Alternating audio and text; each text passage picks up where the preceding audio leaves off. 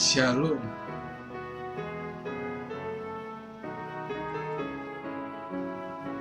Kali ini kita di program baru kita ini yang baru jalan satu episode minggu lalu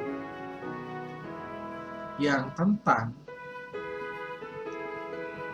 apakah orang kaya itu otomatis masuk neraka.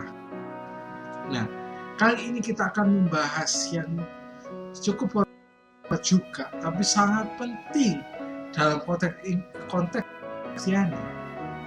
Apakah kita tuh menjadi kaya? Itu Tuhan sangat-sangat berkenan.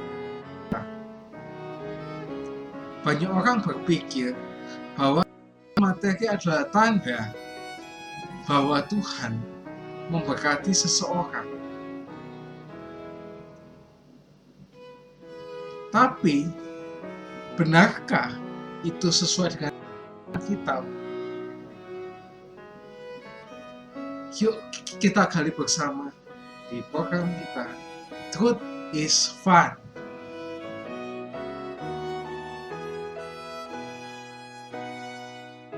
Nah, gereja mengajarkan apa yang dikenal sebagai Health and Wealth Gospel. Intinya ajaran ini menyatakan bahwa jika kita beriman dengan Tuhan pasti akan memberikan kemakmuran materi sebagai tanda berkat-berkatnya. Dengan kata lain, kalau kita itu kaya, kita itu dikasih oleh Tuhan. Apakah pandangan ini itu sesuai atau benar menurut Alkitab?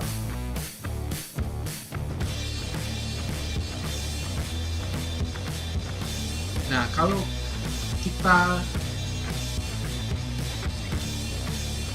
lihat sebenarnya Alkitab itu mengatakan apa? Kekayaan itu bukan indikator bahwa Tuhan pas berkenan pada kita atau kita itu diberikan sama Tuhan itu berkat khusus ya kan? Gak ada. Kenapa? Kekayaan merupakan wahyu umum. Kan wahyu itu ada dua, wahyu umum dan khusus. Ini bukan tentang kitab wahyu ya, tapi ini tuh tentang wahyu yang Tuhan berikan pada setiap orang. Yang pertama itu wahyu umum, yang berarti semua orang baik percaya Yesus atau enggak itu akan mendapatkan hal yang sama. Contohnya sinar matahari, pasti antara orang percaya dan orang tidak percaya Kristus pasti dapat semua kan. Hujan juga kan kayak gitu. Maka itu seperti yang dikatakan Matius 5 ayat 45, dikatakan Tuhan membuat matahari seorang baik dan orang jahat, dan menurunkan orang benar dan orang yang tidak benar. Yang artinya berkat materi atau kekayaan itu gak selalu berkorelasi langsung dengan ketaatan atau rohani. Sebaliknya juga, kemiskinan itu bukan juga tanda muka Tuhan. Jadi jangan.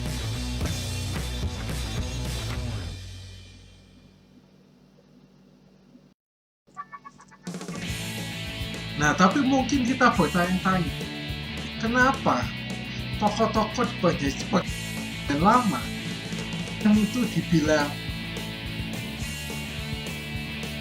beriman itu semua kaya-kaya, kayak Abraham, Yakub, Yusuf, Daud, Salomo, itu semuanya kaya-kaya gitu.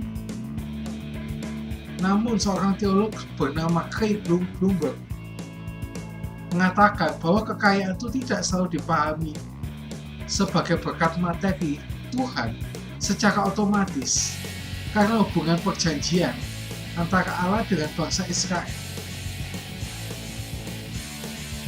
Nah, Tapi justru di Alkitab juga ada kasus di mana orang kaya dalam Alkitab itu malah memperoleh kekayaan melalui dengan cara-cara yang tidak adil. Misalnya, Raja Ahab memperoleh kekayaan meski dia itu melakukan kejahatan seperti di 1 Raja-Raja 21.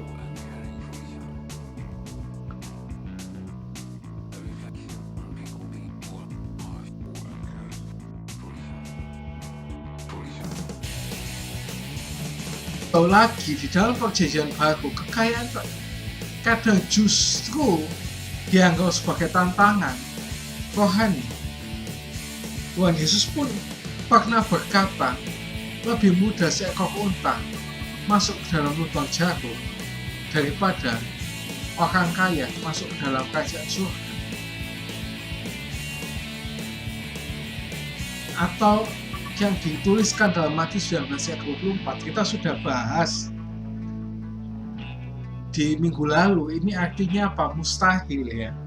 Mustahil orang kaya itu bisa masuk surga.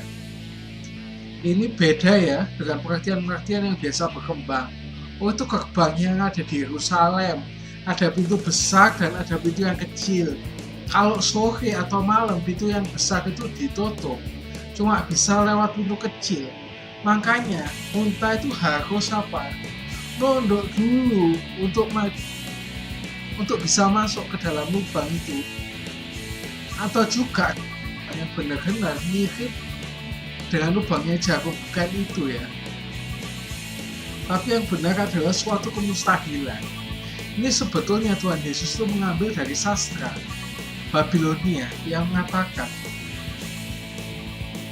kalau kemustahilan itu seperti gajah yang masuk ke dalam lubang jarum. Tapi waktu itu di Israel nggak ada gajah. Yang binatang paling besar itu adalah unta. Tuhan Yesus itu mengatakan lebih mudah seekor unta masuk ke dalam lubang jarum daripada seorang kaya masuk ke dalam kerajaan surga. Nah, menurut teolog yang bernama Gordon Fee, gak ada indikasi bahwa penulis Perjanjian Baru menempatkan kekayaan materi sebagai bukti khusus bahwa seseorang hidup benar di hadapan Allah. Bahkan sebaliknya, kekayaan itu bisa menjadi bahaya besar bagi hubungan kita dengan Tuhan. Sudah kita bahas minggu lalu, ingat ya? Ingat kan? Ya.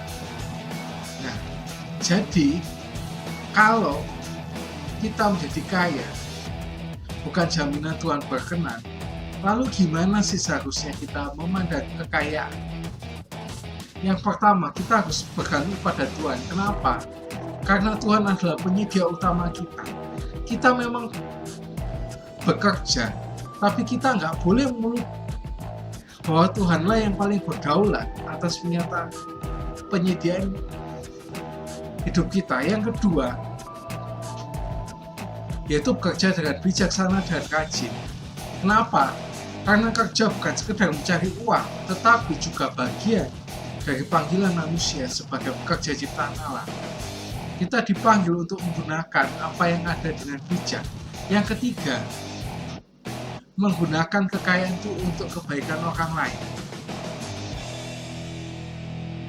Kekayaan bukan untuk disimpan semata, tetapi bisa dipakai untuk menolong orang lain yang miskin, mendukung keadilan sosial, dan membangun komunitas.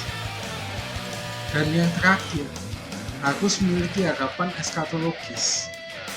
Akhirnya, harapan orang Kristen bukan hanya kekayaan dunia ini, melainkan kehidupan baru di bumi yang dipulihkan atau yang disebut langit dan bumi baru. Di langit dan bumi baru tidak ada kekurangan, dan kekayaan akan dialami oleh semua orang tanpa merugikan siapapun. Nah, kalau yang tadi itu kekayaan, kenapa kok bisa jadi bahaya besar? Karena kita bisa melupakan Tuhan dengan kekayaan. Karena di 1 Timotius 6:12 dikatakan akar dari segala kejahatan adalah cinta uang. Jadi, apakah seorang yang kaya itu pasti hidupnya itu berkenan pada Tuhan, pasti orangnya itu berkenan sama Tuhan, makanya kok dikasih terus? Enggak, ding. Berdasarkan ajaran Alkitab dan tidak selalu kekayaan materi bukan jaminan bahwa Tuhan memberi berkat khusus pada mereka, dan kemiskinan pun tanda Tuhan murka pada kita. Apa yang lebih penting adalah sikap kita terhadap kekayaan. Apakah kita mengandalkan Tuhan, bekerja dengan integritas dan menggunakan apa yang kita miliki untuk memuliakan Allah serta menolong sesama? Nah, kalau ini jawab dalam hati masing-masing ya. Gimana sih pandanganmu tentang kekayaan dan berkat Tuhan? Apakah pernah terpikir bahwa kaya itu belum tentu berarti Tuhan berkenan pada kita?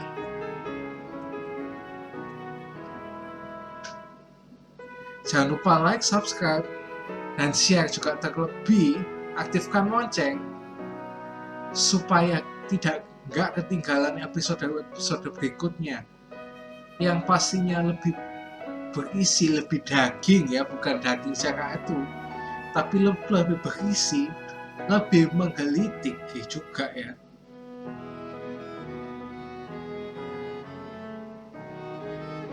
See you.